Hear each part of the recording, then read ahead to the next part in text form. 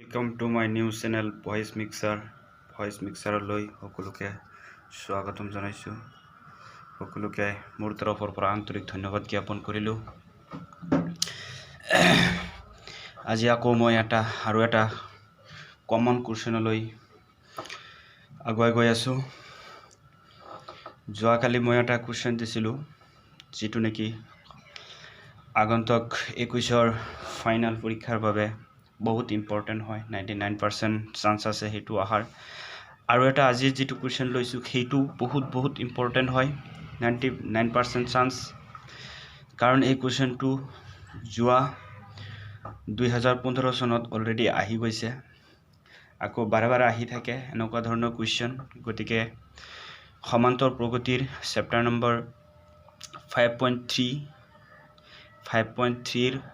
5 number অংকটো আজি মই লৈছো গতিকে মোৰ সকলো বন্ধুলৈ এটা কথা কও যে সকলোৱে যাতে মোৰ চেনেলটো সাবস্ক্ৰাইব কৰে যাতে মই এনেকুৱা ধৰণৰ ভিডিও লৈ আহিব পাৰো সদায় এটা ভিডিও লৈ আহিব পাৰো সকলোৰ সুবিধাৰ্থে এতিয়া আহিলো মই প্ৰশ্নটো লৈ আহিছো প্ৰশ্নটোত কৈছে এটা সমান্তৰ প্ৰগতিৰ প্ৰথম পদ 5 তাৰ পিছত অন্তিম পদ 45 আৰু যোগফল হৈছে 400 কি উলাব দিছে আমাক মুঠ পদৰ সংখ্যা আৰু সাধাৰণ অন্তৰ নিৰ্ণয় কৰা মুঠ পদৰ সংখ্যাটো এটা সমান্তৰ প্ৰগতিৰ কি দিয়া আছে প্ৰথম পদ দিয়া আছে 5 আৰু দিয়া আছে অন্তিম পদ দিয়া আছে 45 আৰু সেই পদবিলাকৰ যোগফল দিয়া আছে 400 গতিকে প্ৰথম মুঠ পদৰ সংখ্যাটো উলিয়াব দিছে আৰু সাধাৰণ অন্তৰ d যেটো d হয় হেতু আমাক নিৰ্ণয় কৰিব দিছে গতিকে আমি অংকটো লৈ আগুৱাই গৈ আছো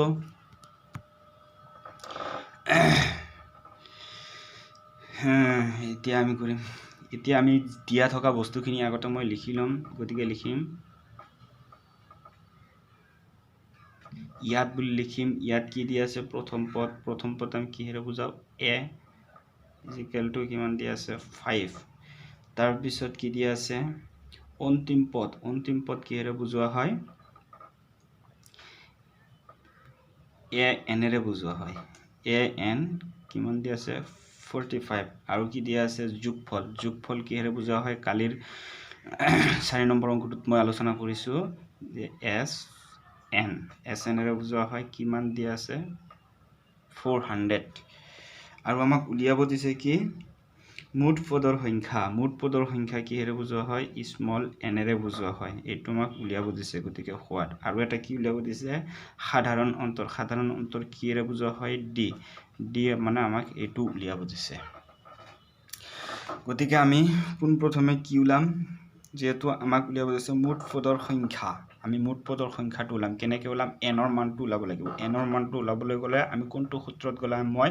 n ৰ মানটো পাম আমি জানো ইয়াতে লিখিব লাগিব আমি জানো বা লিখিলে হ'ব আমি কি জানো n ৰ মানটো ক'ত পাও যোগফলৰ যেটো সূত্ৰ আছে তাতে যায় আমি পাও গতিকে আমি এটো লম SN = 400 SN মানে আমি কি পাইছিলো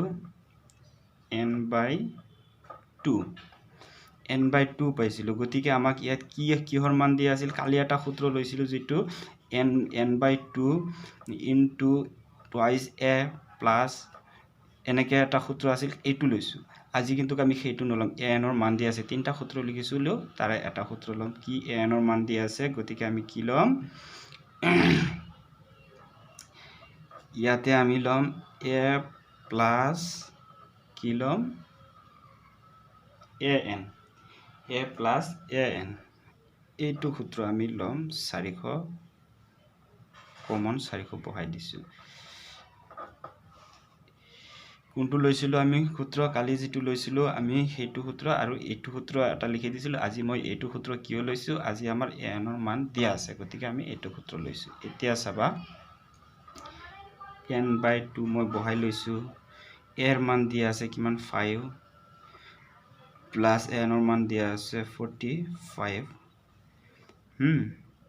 তাৰ পিছত 45 দিয়া আছে গতিকে আমি কি কৰিম হেতু বহাই হেতু সেম বহাই দিম এতিয়া আমি কি কৰিম এটো একে ৰাখিম এই দুটা যোগ কৰিম ইনটু 50 হ'ব আৰু এইফালে 4 আকৌ আমি কি কৰিম এই 2 দি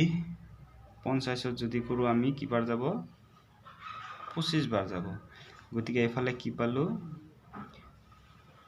25n = 400 এইফালে যদি আমি n2 ৰাখি দিও এইফালে হ'ব 400 এইটো ইয়াত পূৰণ হৈ আছে ইয়াত আহি হৰণ হৈ যাব 25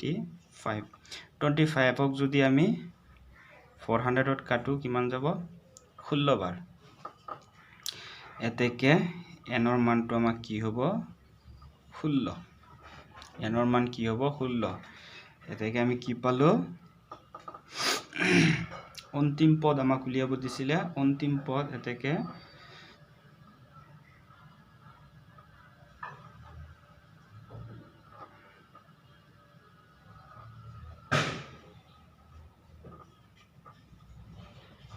n = 16 এটো আমাৰ উলাই গল এতিয়া আমি সেকেন্ড নাম্বাৰটো কৰিম সেকেন্ড নাম্বাৰ আমাক কি সাধাৰণ অন্তৰ d উলাব দিছে গতিকে আমি এতিয়া কি উলাম d ৰ মানটো আমি উলাম কেনেকৈ উলাম চাবা d ৰ মানটো আমি ইয়াতে লিখিম কি আকৌ গতিকে পুনৰ অংকটো আমি কৰিব লাগিব কেনেকৈ কৰিম আৰু এটা আমাক চোৱা ইয়াত দিয়া আছে an = 45 মানে অন্তিম পদটো আমাক দিয়া আছে ইয়াৰ পৰা আমি উলাম কেনেকৈ উলাম চাবা an = 45 এতিয়া an ৰ সূত্ৰটো আমাক কি আছে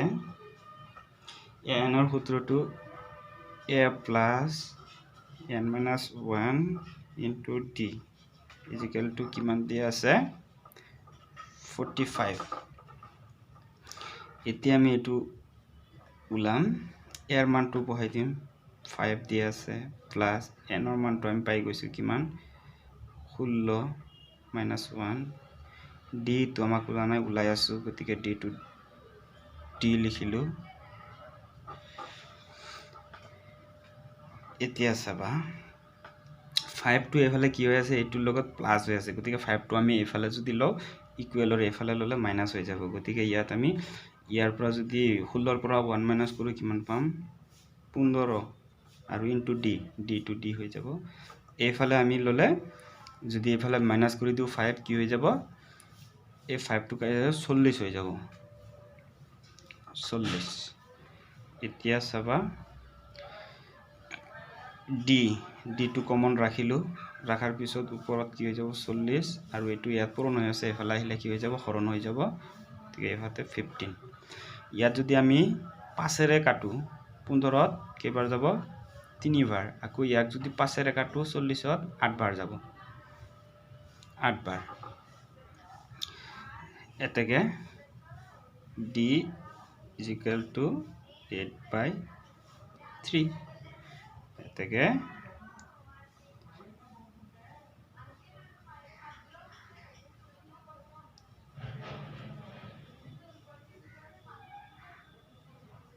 অন্তৰ d = 8/3 এইখিনি চাইছানে অঙ্কটো ভালকে একেবাৰে ইজি হয় এবিলাকে অঙ্ক পৰীক্ষাত আহিয়ে থাকে হ'ব নাই গতিকে তোমালোকে ভালকে চাবা অঙ্কটো আৰু ভালকে মনোযোগেৰে প্ৰশ্নটো বুজি লবা প্ৰশ্নটো বুজি লৈ তাৰ পিছত অঙ্ক কৰিবলৈ যাবা যদি ভালদৰে প্ৰশ্নটো বুজি নোপোৱা তেতিয়া হলে অঙ্কটো কৰিব নোৱাৰিবা ভালদৰে কি উলাব দিছে আমাক কি দিয়া আছে সেইখিনি ধৰাটোই হৈছে মেইন আমি যে ইয়াত লিখিছো এনেকে বস্তুখিনি লিখিছো এইখিনি বস্তু আমাক উলিয়াটো হৈছে মেইন তাৰপিছত ইয়াত আমাক কি ওলাব দিছে কোনটোৰ পৰা গ'লে আমি কোনটো ওলাব পাৰিম সেই বস্তুটো হৈছে মেইন আমি যেহেতু আমাক কি ওলাব দিছে ফাৰ্ষ্টত এনৰ মান ওলাব দিছে অন্তিম পদটো ওলাব দিছে গতিকে এনটো আমি ক'ত গ'লে পাম আমি জানো যে আমি যোগফলৰ সূত্ৰটোত গ'লে আমি এনৰ মানটো পাম যাত কি আছে n/2 দিয়া আছে গতিকে তাত গ'লেহে আমি এনৰ মানটো পাম গতিকে আমাক এইটো সূত্ৰত যাব লাগিব আকৌ আমাক দিয়া আছে ডি ওলাব লাগে ডি ওলাব গ'লে আমি কোনটো সূত্ৰত গ'লে আমি ডি ওলাব পাম আমি এই এছএনৰ সূত্ৰত গ'লেও আমি ডিটো ওলাব পাৰিম কিন্তু অংকটো আমাৰ বহুত দীঘল হৈ যাব ডাঙৰ হৈ যাব হিসাব বেছি হৈ যাব গতিকে আমি যদি এইটোত যাও এইটো এটা কি সিম্পল সূত্ৰ হয় এইটোত গ'লে আমি সিম্পল সূত্ৰ এটা পাম একেবাৰে সহজ হ'ব আমাৰ পৰীক্ষাত এনেকুৱা যিটো ফৰ্মুলাত গ'লে আমাৰ অংকটো ছুটি হ'ব আৰু সহজ হ'ব টাইম কম লাগিব সেইটো ফৰ্মুলাতহে আমি যাম গতিকে আমি এইটো ফৰ্মুলাত গৈছো এইটো ফৰ্মুলাত যেহেতু আমাক সময় কম লাগিব ছুটি হ'ব অংকটো গতিকে আমি এইটোত গৈছো অংক কৰা জানিলেই নহ'ব তুমি ঘৰত ৰিভাইজ কৰি আছা তেতিয়া তুমি প্ৰতিটো সূত্ৰত যিটোৰ লগত কৰা যায় প্ৰতিটো সূত্ৰৰ লগত কৰি তুমি প্ৰেক্টিছ কৰিবা কিন্তু পৰীক্ষাত যায় কোনটো সূত্ৰত কৰিলে তোমাৰ সময় কম লাগিব আৰু অংকটো ছুটি হ'ব তুমি সেইটো ফৰ্মুলাতহে কৰিবা যদি কোনোবা এটা ফৰ্মুলা তাৰ মানে উল্লেখ কৰি দিয়ে যে তুমি এইটো ফৰ্মুলাত অংকটো কৰা তেতিয়াহ'লে কোনো কথা নাই হেতুতে কৰিব লাগিব সময় লাগিলেও কৰিব কোনো কথা তাৰ মানে কোৱা নাই কোনটো ফৰ্মুলাৰ কথা কোৱা নাই তেতিয়াহ'লে তুমি যিটো ফৰ্মুলা তোমাক সহজ লাগে সেইটো ফৰ্মুলাতহে তুমি অংকটো কৰিবা তেতিয়াহ'লে তোমাৰ সময়ৰ বহুত সেভ হ'ব গতিকে এইখিনিয়ে আজি অংক ভিডিঅ'টো সমাপ্ত কৰিম গতিকে তোমালোকে বেছি চেনেলটো সাবস্ক্ৰাইব কৰিবা আৰু লাইক কৰিবা কমেন্ট কৰিবা আৰু বেছিকৈ শেয়াৰ কৰিবা যদি তোমালোকে বেছিকৈ শেয়াৰ লাইক কমেন্ট কৰা তেতিয়াহ'লে মোৰ ভাল লাগিব তেতিয়াহ'লে মই আৰু এনেকৈ অংক মানে ভিডিঅ' কৰিয়ে থাকিম আৰু যদি লাইক কমেন্ট শেয়াৰ নকৰা তেতিয়াহ'লে মোৰ মনত এলহুৱা ভাৱ হ'ব তেতিয়াহ'লে হয়তোবা কৰিব মন নাযাব পাৰে গতিকে মই তোমালোকক পুনৰবাৰ কৈছো তোমালোকে শেয়াৰ কৰিবা লাইক কৰিবা আৰু তোমাৰ বন্ধুসকললৈ বেছি শেয়াৰ কৰিবা ক্লাছ 10ৰ ষ্টুডেণ্টলৈ বেছিকৈ শেয়াৰ কৰিবা এইখিনি কৈ মোৰ ভিডিঅ' ইয়াতে শেষ কৰিলো জয় আই অসম ধন্যবাদ